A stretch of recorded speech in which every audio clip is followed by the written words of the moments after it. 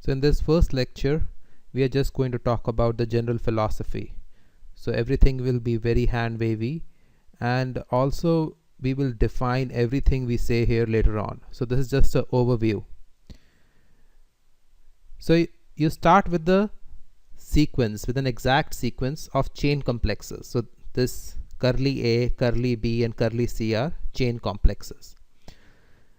So the first point is you actually start with the exact sequence of some R modules.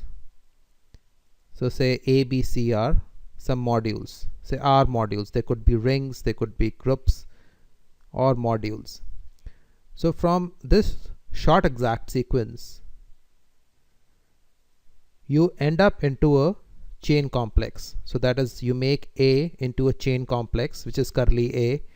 You make B into a chain complex right here, curly B. You make C into a chain complex, which is curly C.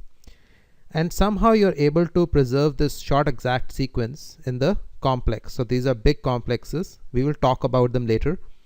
But if you have seen my homology lectures, you already know what these complexes look like. Now the second step is that you have this exact sequence of complexes. So say you apply a left exact functor f to it. So left exact means that you apply a functor f to it and you have the 0 from this side is preserved, that is 0 is going in, but this 0 coming out is not preserved. So there is no 0 on this side. So you have just applied a functor f2 above. Now we want to extend this sequence. So the sequence kind of ends here. There is no map like this here. So this 0 which was here, this is not here.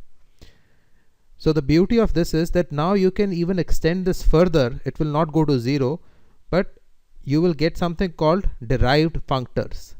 So these are called derived functors because they are derived from this functor f.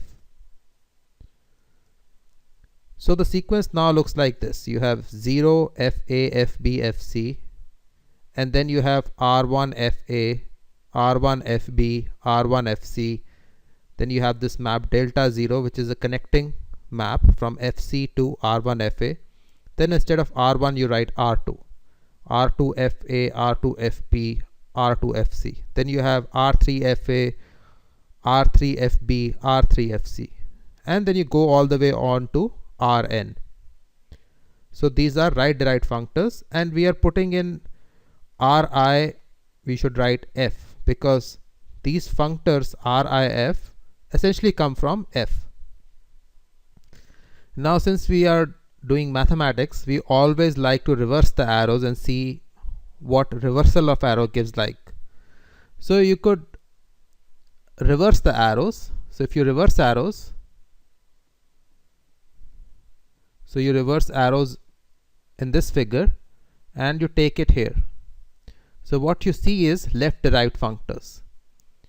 So from here we were going from R1 to R2, then from R2 to R3 all the way to Rn. Here we are going in the opposite direction. We are going from Ln to Ln minus 1, so on from L3 to L2. So L2FC goes to L2FB, goes to L2FA. Then this goes to L1FC, L1FB, L1FA. Then this goes to FC, FB, FA and 0. So everything is reversed. So these functors are called left derived functors. So we should write Li of f is the left derived functors because they are again derived from this functor f. So we are going to discuss this and actually give precise definitions of what left and right derived functors are. So basically there are 2 steps. Instead of 2 steps, I should say 3 steps. You first have a short exact sequence of some modules. So from this short exact sequence of modules, you first form the chain complex like this. So the way to form chain complex is through something called resolutions. So you will do some projective resolutions, or you could do injective resolutions or flat resolutions, and that trick of resolution, so this resolution trick will land you into chain complexes. So then you apply a functor So you apply some kind of a functor and then you extend the sequence, just like here you try to extend it into derived functors. So you apply a functor and get derived functors.